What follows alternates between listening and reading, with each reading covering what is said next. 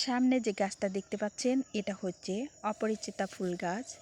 এই অপরিচিতা ফুল গাছ দেখতে যেমন সুন্দর তেমনই এর উপকারিতাও আছে।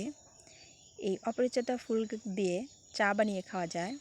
অপরিচিতা ফুলের যদি চা বানিয়ে খাওয়া যায় তাহলে হৃৎপিণ্ড ভালো রাখে, কোলেস্টেরলের মাত্রা নিয়ন্ত্রণে থাকে, ওজন নিয়ন্ত্রণে থাকে। তাই অপরিচিতা ফুলের চা খাবেন বেশি করে। তো কিভাবে চা বানাবেন? 250 গ্রাম পানির মধ্যে 2 থেকে 3টি ফুল দিলেই হবে। পানি আগে ফুটিয়ে নেবেন। ফুটিয়ে নেওয়ার পর 2 থেকে 3টি ফুল পানির মধ্যে দিয়ে দিবেন। যখন হালকা কালার আসবে লিকুইড তখন নামিয়ে ফেলবেন। নামিয়ে ফেলার পর একটু মধু, একটু লেবুর রস দিয়ে সেবন করবেন। সেবন করলে অনেক আরাম পাওয়া যায়।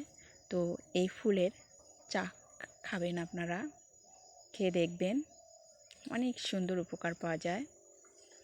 ফুলটা কিন্তু দেখতে দারুণ।